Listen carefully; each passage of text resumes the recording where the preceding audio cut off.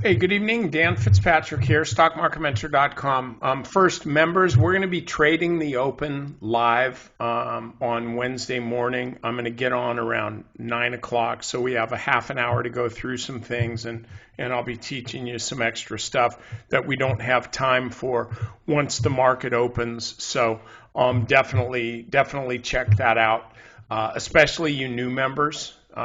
We always try to make some money during these live trading sessions. So anyway, with that said, I want to look at Domino's Pizza.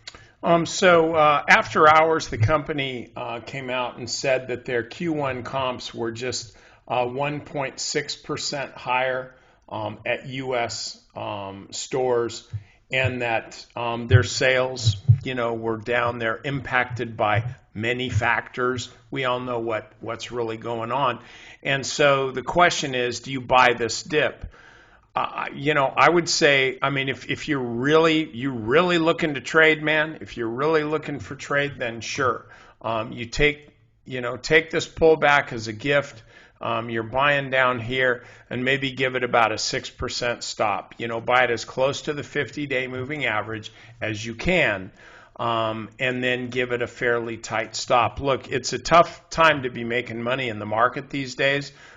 Even doing chart of the day type of things where I'm trying to find you a good trade that's actionable that you can make money on to convince you that I know what I'm doing.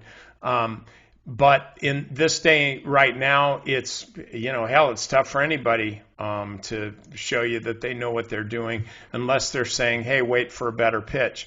But this stock has pulled back now, so I would say you can buy it here, keep a stop below the 50, and you're probably going to do pretty well. Okay, members, over to the strategy session. A lot of stocks that we're looking at and two different trading styles, aggressive and risk management oriented.